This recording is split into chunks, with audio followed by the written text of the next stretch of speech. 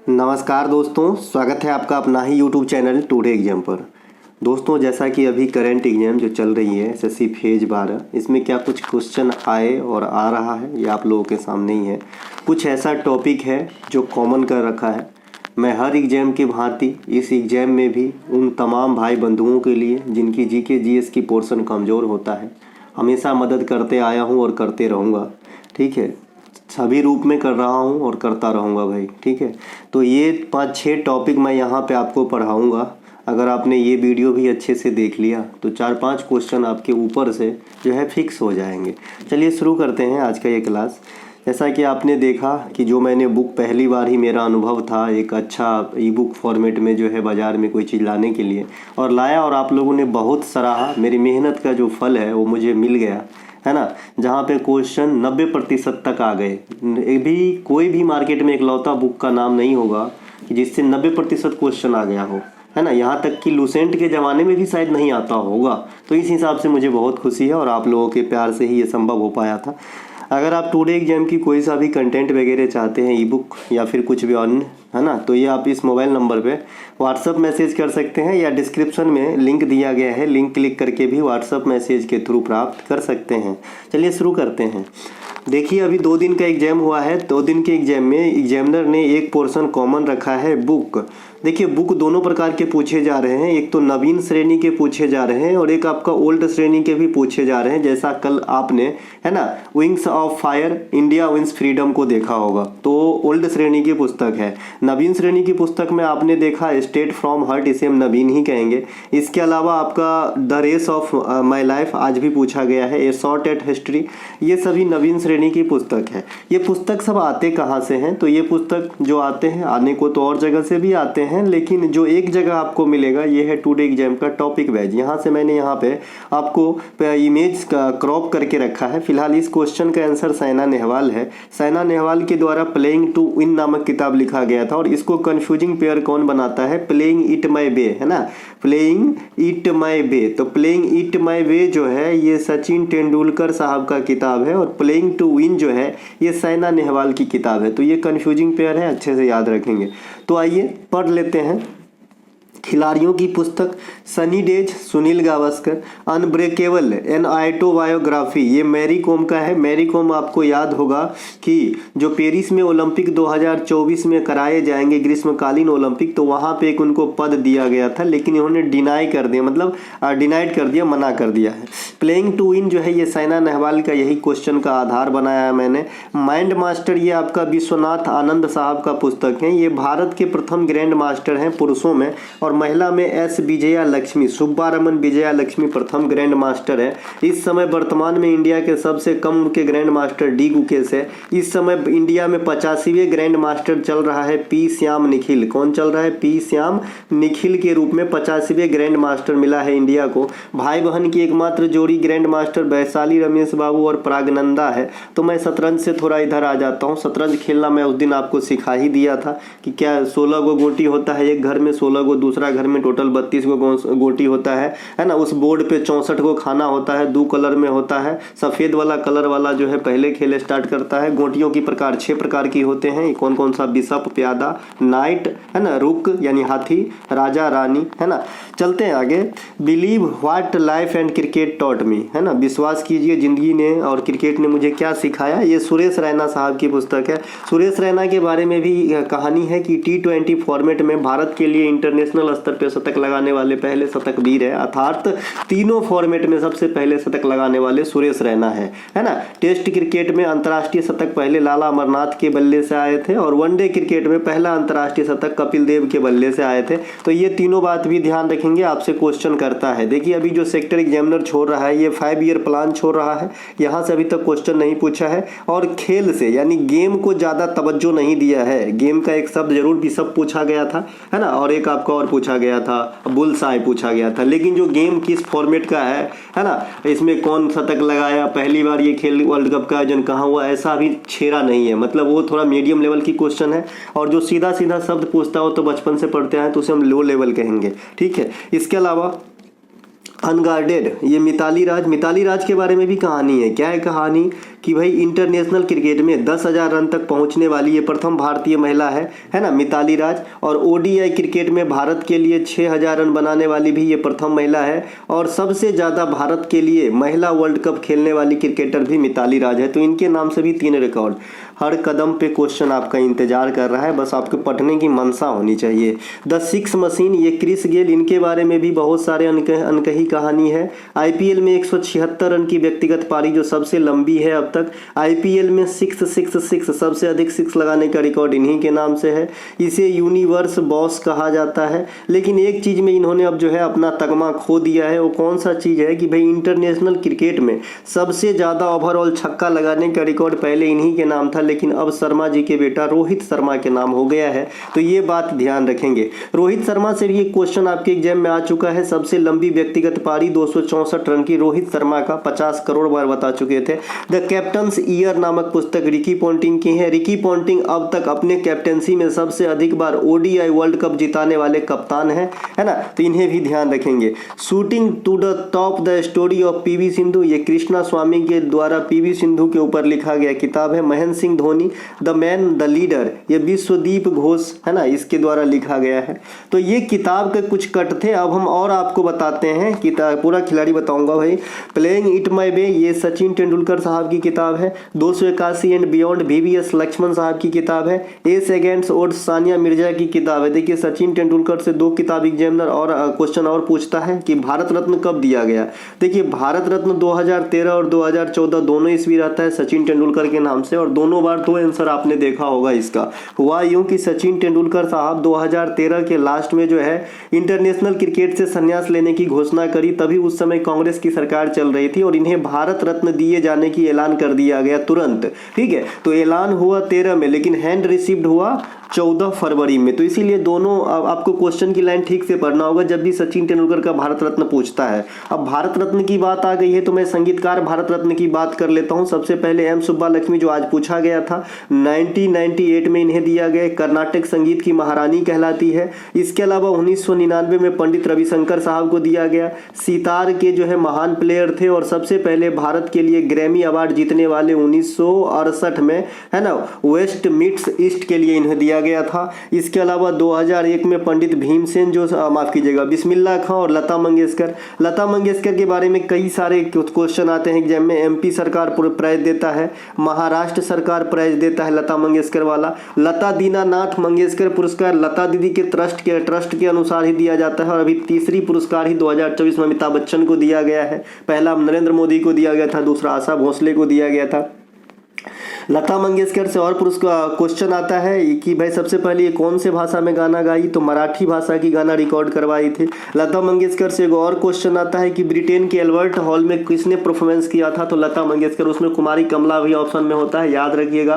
कुमारी कमला जो है ताजपोशी जब हो रही थी महारानी एलिजाबेथ की, तो उसमें उनको बुलाया गया था परफॉर्म करने के लिए, जो भरतनाट्यम से जुड़े हुए कैरेक्टर हैं। ठीक है, लेकिन ये एल्बर्ट हॉल में जो है परफॉर्म की थी कौन, लता दीदी। तो ये सब ध्यान रखेंगे। 2001 में ही माफ कीजिएगा आपका लता मंगेशकर के साथ साथ ही बिस्मिल्लाह खां को भी जो है आपका मिला था क्या भाई, आपका भारत रत्न। बिस्मिल्लाह खां शहनाई के महान जो है प्लेयर थे। शहनाई में आपसे पूछता है कितने अंगुल छिद्र होता है, तो ये 7 अंगुल छिद्र होता है। ठीक है भाई, है ना। जो अपनी एक्सपीरियंस है वही शेयर करना चाहता हूं आपके साथ और वही कर रहा हूं और उसी में अपार सफलता मिल रहे हैं दोस्तों, और कुछ नहीं। मैं कोई बहुत बड़ा ज्ञानी नहीं हूं। ठीक है भाई, हमने ये सब झेला है। हम देखते देखते एग्जामिनर को परख लिया है कि क्या क्या क्वेश्चन आता है, क्या क्या बन सकते हैं क्वेश्चन, वो सब मैं आपको बताने का काम करता हूं। शहनाई के लिए जो है जो आपका बिस्मिल्लाह खां साहब है, इनका जन्मस्थली भी पूछ देता है, तो बिहार के डुमरावा में हुआ था। बढ़ते हैं आगे। ये सेकेंड शोड हो गया था सानिया मिर्जा। ये century is not enough Sourav Ganguly को दादा कहा जाता है। बीसीसीआई के पूर्व अध्यक्ष रहे थे। चूंकि पुराने जो आपका अपॉइंटमेंट है वो काफी एग्जाम में आ रहा है, 2022 का भी आ रहा है, तो अभी जो आपका रोजर बिनी साहब है बीसीसीआई में अध्यक्ष, उनसे पहले सौरव गांगुली साहब ही थे। तो यकीन मानिए सौरव गांगुली साहब को नहीं पूछेगा, रोजर बिनी को ही पूछेगा। The test of my life Yuvraj Singh का किताब है। The race of my life Milkha Singh, जो आज एग्जाम में छपे थे, ये थर्ड शिफ्ट में छपे थे। मैं थर्ड शिफ्ट का एनालिसिस कल लेके आऊंगा। ये शॉर्टेड हिस्ट्री जो आज सेकेंड शिफ्ट में छपे थे, अभिनव बिंद्रा। देखिए दोनों किताब एक ही जगह है, दोनों एक एक किताब पूछ लिया गया। क्या बात है टुडे एग्जाम। नो स्पिन, ये Shane Warne faster than lightning Usain Bolt. Usain Bolt T20 world cup जो अमेरिका और वेस्ट इंडीज में अभी चल रहे हैं, वहां के लिए ये ब्रांड एम्बेसडर बनाए गए थे युवराज सिंह के साथ। ये महान धावक हैं। The greatest Muhammad Ali, open Andre Agassi और straight from the heart Kapil Dev, जो आज कल फर्स्ट शिफ्ट में पूछा गया था। तो यहाँ से आपने देखा कि जितना भी किताब पूछा इसी सेट से है। ये सेट आपको कहाँ मिलेगा? हमारी कोई भी परचेज पे आपको मुफ्त में दिया जाता है टॉपिक वाइज, जिसमें 18 से अधिक टॉपिक का इसी क्रम में इसी अंदाज में लिखा गया है ई बुक फॉर्मेट में। ठीक है, चलिए किसी प्रदेश किस अनुच्छेद के अनुसार, मैं तो टॉपिक वाइज का फी ले ही नहीं रहा जी। जो दुनिया में टॉपिक वाइज की चल रहे हैं है ना, वो तो मैं ले ही नहीं रहा, वो तो फ्री है। हम तो अपने कंटेंट जो फैक्ट वाली है जहरीली है ना, वो उसका ले रहे हैं भैया, थोड़ा सा एक छोटा सा रकम, ताकि आपके आत्मसम्मान की रक्षा हो जाए। जगन्नाथ। चलिए किस अनुच्छेद के अनुसार भारत में किसी भूभाग में निवास करने वाले आदमी को स्वतंत्रता प्रदान की गई है?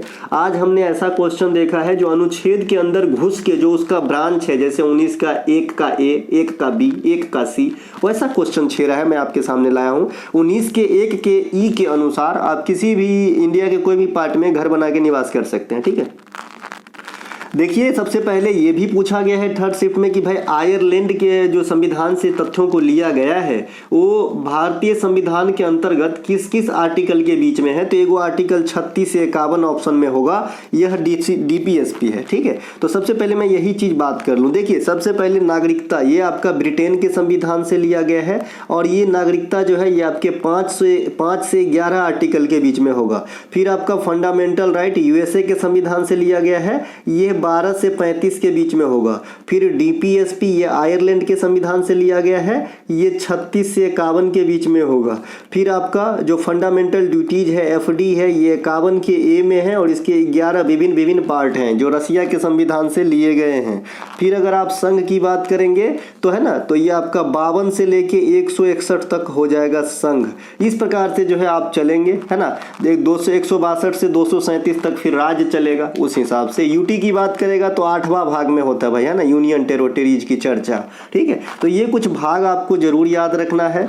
मौलिक जो अधिकार है 19 से 22 तक आपको फ्रीडम का राइट देता है, 14 से 18 तक आपको जो है इक्वलिटी का राइट देता है, समानता का अधिकार देता है। जैसे 14 में जो है समता का अधिकार है ना, 15 में जाति धर्म आदि के आधार पे भेदभाव निषेध है, 16 में क्या है ना, लोक नियोजन वाला, 17 में क्या है, छुआछूत का अंत वाला, और 18 में क्या है, उपाधियों का अंत वाला। तो मैंने ये कैटेगराइज किया। इसके अलावा 23 और 24 आपके शोषण के विरुद्ध अधिकार रहेगा, 25 से 28 धार्मिक स्वतंत्रता, और अनुच्छेद 32 में संवैधानिक उपचारों का अधिकार है। अब कुछ इंपोर्टेंट आर्टिकल मैं आपके सामने रखता हूं ताकि जो है आप अच्छे से इस आर्टिकल को कर सके। जैसे आज आपने 171 एग्जाम में देखा था, जो विधान परिषद को रिलेट करता है कि उसमें न्यूनतम और अधिकतम संख्या की जो है क्या मर्यादा, क्या मापदंड है। ठीक है, सुप्रीम कोर्ट जो है रिट जारी करते हैं आर्टिकल 32 से, और 226 से करते हैं हाई कोर्ट। तो ये दोनों आपको याद रखना है। बात करें सुप्रीम कोर्ट की स्थापना की तो 124 से होता है ना, और हाई कोर्ट की स्थापना की बात करेंगे 214 से होता है। दोनों याद रखिएगा, इसमें भी 2 और 1 को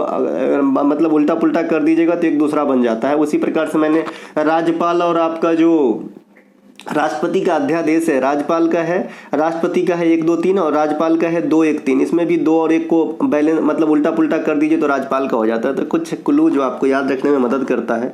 ठीक है, इसके अलावा अनुच्छेद 79 ये संसद से संबंधित है, 80 राज्यसभा से, 81 लोकसभा से, 165 महाधिवक्ता की नियुक्ति राज्यों में राज्यपाल करते हैं। अनुच्छेद 76 महान्यायवादी की नियुक्ति केंद्र में राष्ट्रपति करते हैं। 1 2 3 राष्ट्रपति का अध्यादेश है, 213 राज्यपाल का अध्यादेश है, 148 देखना कल एग्जाम में आएगा, काला जवान मेरा, है ना। तो ये आपका जो है नियंत्रक एवं महालेखा परीक्षक से संबंधित हो गए। कैग की नियुक्ति भारत के राष्ट्रपति करते हैं।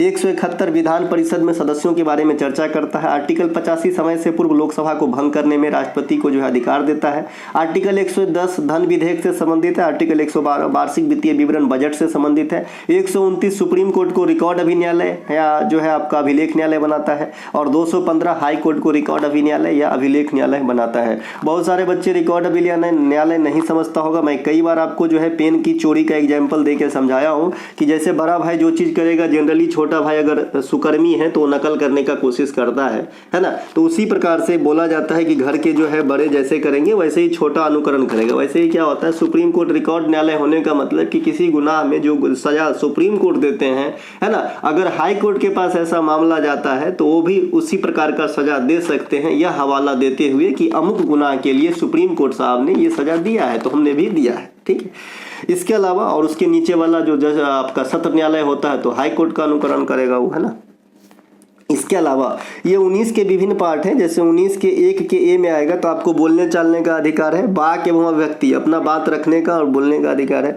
1 के बी में शांतिपूर्ण ढंग से बिना बंदूक गोला बारूद के आप शांति सम्मेलन कर सकते हैं, कोई चीज़ के मांग वगैरह ऐसे ही होती है। संगम और संघ बनाने, सहकारी समिति बनाने की जो अधिकार है ये आर्टिकल 19 के 1 के सी में है। इसके अलावा भारत में कहीं भी आप विचरण कीजिए बिना वीजा बिना परमिशन, तो ये आपका आर्टिकल 19 1 डी में है। 19 के 1 के ई में है कि आप कहीं भी घर बना के रह सकते हैं, और 19 के 1 के जी में है कि आप कोई भी जो जीविका का चलाने के लिए कोई भी आप वृत्ति चला सकते हैं। जैसे मैं अपनी जीविका चलाने के लिए नौकरी करता हूं, तो ये जो छूट है हमारा ये आर्टिकल 19 1 का जी में है। मैं चाहूंगा तो नौकरी छोड़ के मैं फल बेचूंगा, तो ये भी हमारा ये स्वतंत्र देता है मुझे आर्टिकल 19 1 का जी। ठीक है भाई, चलते हैं आगे। इसी प्रकार से एक ग्रुप ऑफ आर्टिकल्स आपने मौलिक कर्तव्यों का देखा होगा। जैसे मैंने अभी कहा ये मौलिक कर्तव्य का जो ग्रुप ऑफ आर्टिकल है 51 के ए में आपका क्या रहेगा, राष्ट्र ध्वज इत्यादि राष्ट्रगान वगैरह का सम्मान करना। 1 के बी में आदर्श वाक्य जो भी हमें देश भावना को जागृत करने में मदद किया है उनको संजो के रखना, सम्मान करना।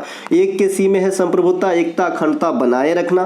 51 1 के डी में है ना, देश की रक्षा करने के लिए जरूरत पड़ने पे सेवाएं प्रदान करना। मैं बार बार कहते आया हूं, जब आपका ज्वाइनिंग लेटर आएगा वहां एक खाना ये भी रहता है कि देश को सेवा करने पे आपको सेना में भी जाना पड़ सकता है। जैसे कि मैं रेलवे ज्वाइन किया हूं, मैं आपको बता दूं एसएससी की भी ज्वाइनिंग लेटर है मेरे पास अभी भी मेरा, लेकिन मेरा पहली बार एमटीएस में हुआ था तो मैंने नहीं किया, है ना। फिर मैंने थोड़ा दिन इंतजार किया, फिर मैं जो है रेलवे में किया, और रेलवे में 2-3 बार और आगे मैं अब आ चुका हूं। ठीक है, तो उसमें खाना रहता है, ठीक है, तो आपको भरना रहता है, हाँ करना जरूरी रहता है। अगर ना कहोगे तो प्रॉपर रीजन देना पड़ेगा। ठीक है, तो हमेशा हाँ कहना। तो ये वाला 1 का डी है। 51 1 के ई में है, ये जो है आप बढ़िया से पढ़ लीजिएगा, है ना। और आपके पास कई दफ़ा मैं पीडीएफ वगैरह में ये चीज़ दिया ही हूँगा। ठीक है, ये बढ़िया से लिखा गया है, तो आप एक एक चीज़ इसमें से देख लीजिएगा रोक के, आप चाहे तो बढ़िया से पढ़ लीजिएगा, काम आएगी। चलते हैं आगे।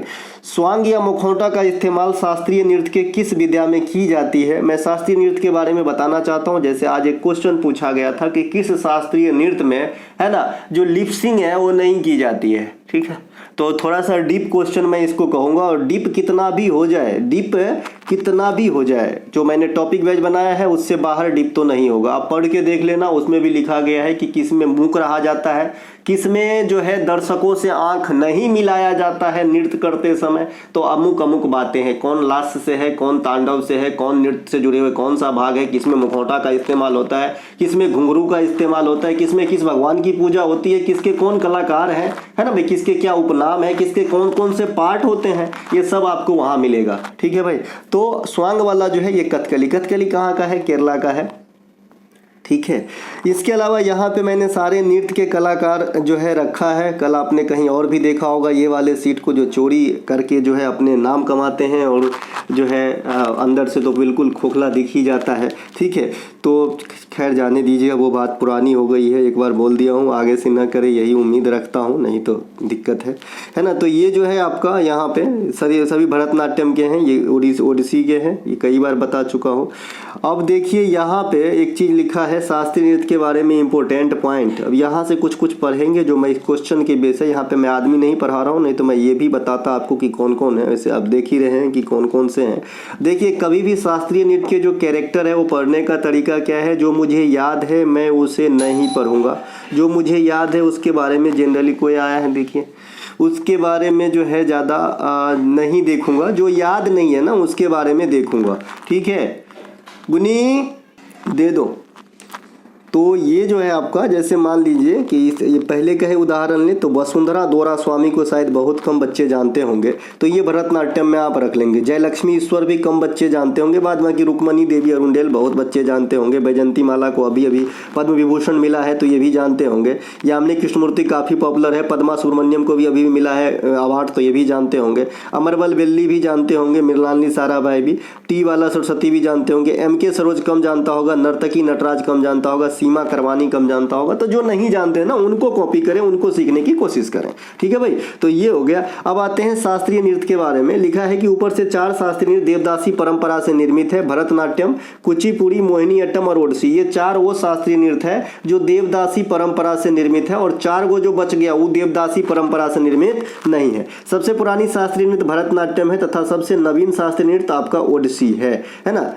शास्त्रीय नृत्य ओडिसी नहीं भाई, यहाँ पे गलत है। सबसे नवीन शास्त्रीय नृत्य आपका सत्रिया हो जाएगा, इसको मैं करेक्शन जरूर करवा दिया हूँगा। सबसे नवीन शास्त्रीय नृत्य जो है आपका सत्रिया है, सबसे पुराना भरतनाट्यम है। ठीक है, इनके अलावा सोनल मानसिंह 2 नृत्य भरतनाट्यम और ओडिसी कर लेती है। इसी प्रकार से यामिनी कृष्णमूर्ति भरतनाट्यम तथा कुचिपुड़ी कर लेती है। ये क्वेश्चन बहुत बनता है कि भाई ये जो नृत्यांगना या नर्तक हैं इस नृत्य के अलावा और कौन से कर लेते हैं। ठीक है, तो सोनल मानसिंह को, इसके एक और क्वेश्चन है कि भाई सबसे कम उम्र में पद्म विभूषण प्राप्त की थी, उन्हें 2003 में। मृणालिनी साराभाई भरतनाट्यम और कथकली कर लेती है। इंद्रानी रहमान कई नृत्य कर लेती है, जिसमें ओडिसी, भरतनाट्यम इत्यादि है ना। हेमा मालिनी भी कई नृत्य करती है। सबसे कम उम्र के पद्म विभूषण प्राप्त करने वाली सोनल मानसिंह। शास्त्रीय नृत्य का दर्जा कौन देता है? संगीत नाटक अकादमी देता है।